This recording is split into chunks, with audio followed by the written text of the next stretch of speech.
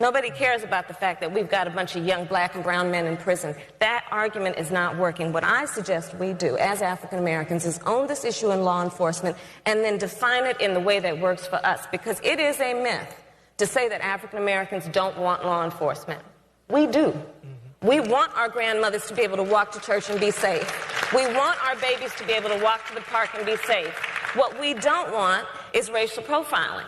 What we don't want is excessive force. That's right. What we don't want is to have our civil liberties and civil rights be stripped. But we do want law enforcement. So let's define it in the way that works for us by saying, I want community policing. I want a police department that works in my neighborhood and in my community that reflects the mores and the culture and respects my grandmother, again, when they walk in to talk to her.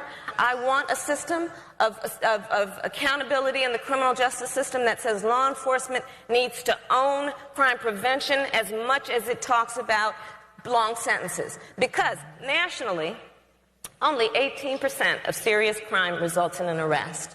So if I, as law enforcement, with my responsibility to keep you safe, only talk about keeping you safe by sending people to prison for a long time, I'm necessarily going to fall short, because the vast majority of that crime's not even hitting my system. So if I'm going to keep my promise to you to keep you safe, I better talk with you about what I'm doing in terms of crime prevention, which means recognizing that people coming out of the state prisons, 60% will recidivate if we don't get them in reentry programs, if we don't get them in job training, job readiness, get them in programs that deal with their substance abuse, get them in meaningful housing and employment so they don't recidivate. We could talk about it in terms of, is it the right thing to do? Of course it is. But you know, I'm done talking about it like that. I'll just talk about it on this basis. If that person commits another crime, I have to spend $10,000 to try that felony.